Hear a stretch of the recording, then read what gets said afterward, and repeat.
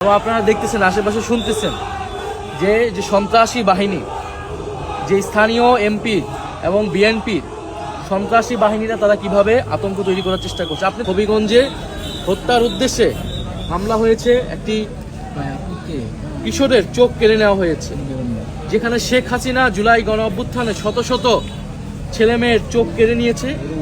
এই সরকার, তারেক রহমানের সরকার এসে 5 মাসের মাথায় একজন কিশোরের চোখ কেড়ে নিলেন। আমরা বুঝতে পারছি এই সরকার পুরনো পথেই, স্বৈরাচারের পথেই হাঁটছে।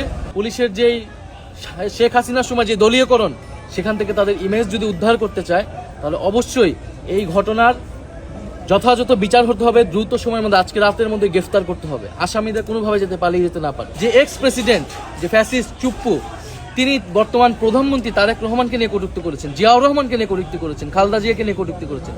তাদের যদি হিম্মত থাকে, তাদের যদি শরীরে পোষণ থাকে, তাহলে তারা যে সেই চুপ্পুর বিরুদ্ধে কথা বলো, চুপ্পুকে গ্রেফতার করো, সেই হিম্মত কিন্তু এই সরকারের। খুবই দুঃখের সাথে আমাদেরকে বলতে হচ্ছে যে জুলাই গণ অভ্যুত্থানের 2 বছর দ্বিতীয় বার্ষিকী যখন আমরা উদযাপন করছি, স্মরণ করছি আমাদের শহীদদেরকে, এবং আমরা যে গণতান্ত্রিক বৈষম্যহীন বাংলাদেশের আকাঙ্ক্ষায় জুলাই গণ অভ্যুত্থানে আমরা অংশ নিয়েছিলাম, আত্মত্যাগ করেছিলাম, সেই বাংলাদেশের পক্ষে, সংস্কারের পক্ষে, বিচারের পক্ষে আমরা কথা বলে যাচ্ছি।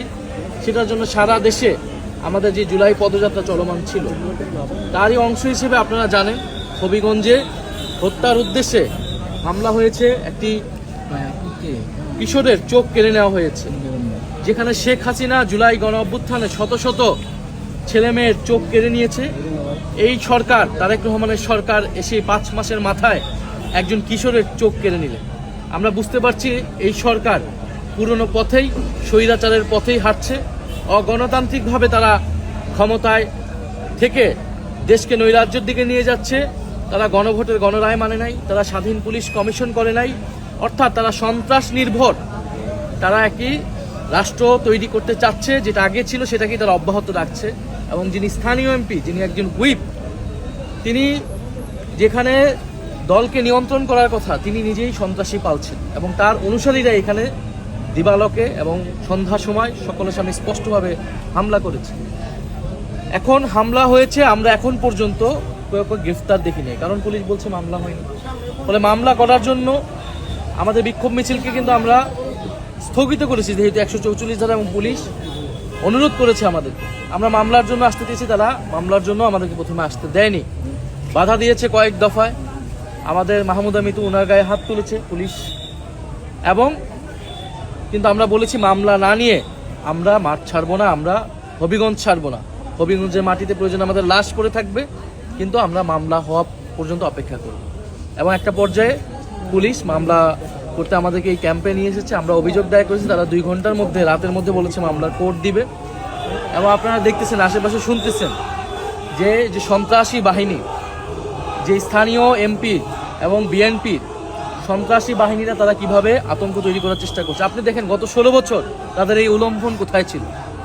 যখন বালুর ট্রাক দিয়ে বেগম খালেদা জিয়ার বাসভবন আটকে রাখা হয়েছিল, আজকে তারা সেই ট্রাক বসিয়েছে, তো তাদের হিম্মত হয়নি তখন সেই ট্রাক সরানোর। গত 16 বছর তাদের হিম্মত কতটুকু বাংলাদেশের জনগণ কিন্তু দেখেছে। সাধারণ মানুষ যদি গণ অভ্যুত্থানে নেমে না আসতো, ছাত্ররা নেমে না আসতো, এই গণ অভ্যুত্থান সফল হতো না। আপনি যদি বলেন এখানে মিথ্যা প্রোপাগান্ডা ছড়ানো হচ্ছে যে নাসিরউদ্দিন পাটোয়ারি কটূক্তি করেছে, এটা বলেছে, সেটা বলেছে, নাসিরউদ্দিন পাটোয়ারি অথবা আমাদের দলের যে কেউ যদি প্রচলিত আইন বিরোধী, আইন লঙ্ঘন করে কোনো বক্তব্য দেয়, আইন অনুযায়ী তার ব্যবস্থা হবে, আইন অনুযায়ী সেটা ব্যবস্থা নেওয়া হবে।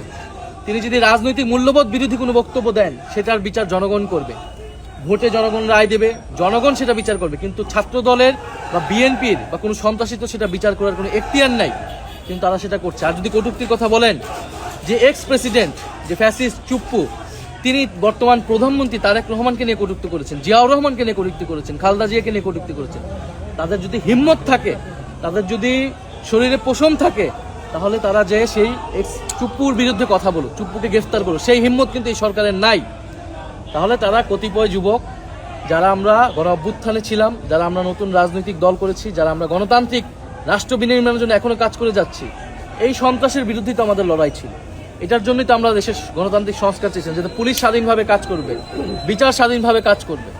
তো আজকে যেটা হলো, পুরা জিকে ঘোষ উনি যে সন্ত্রাসী ছিলেন বা সন্ত্রাস পালেন, সন্ত্রাসীদেরকে আশ্রয় দেন, এটা হবিগঞ্জের মানুষ জানতো এতদিন। গতকাল এটা পুরো বাংলাদেশ জেনেছে এবং আজকে এটা পুরো পৃথিবী জেনেছে। ফলে এই সরকার কিভাবে বিরোধী দলের সাথে ট্রিটমেন্ট করে, অপোজিশনকে মত প্রকাশের অধিকার যেখানে সংকুচিত হয়ে যাচ্ছে, এটা আজকে প্রতীয়মান হচ্ছে। আমরা পুলিশকে বলবো, এখানে এসপি ছিলেন, আমরা বলবো যে পুলিশ যদি তার নিরপেক্ষতা প্রমাণ করতে চায়, ধরে রাখতে চায়, পুলিশের যেই শেখ হাসিনার সময় যে দলীয়করণ, সেখান থেকে তাদের ইমেজ যদি উদ্ধার করতে চায়, তাহলে অবশ্যই এই ঘটনার যথাযথ বিচার হতে হবে, দ্রুত সময়ের মধ্যে, আজকে রাতের মধ্যে গ্রেফতার করতে হবে। আসামিদের কোনোভাবে যাতে পালিয়ে যেতে না পারে, গ্রেফতার করে তাদের বিচার হলে আমরা তাও ধরবো যে কিছু পরিমাণ হইলেও এখানে এখনো ন্যায় বিচার আছে। আর না হলে আমরা ধরে নিব যে এটা আবারও একটা মাফিয়া, একটা স্বৈরতান্ত্রিক রাষ্ট্রে পরিণত হয়েছে।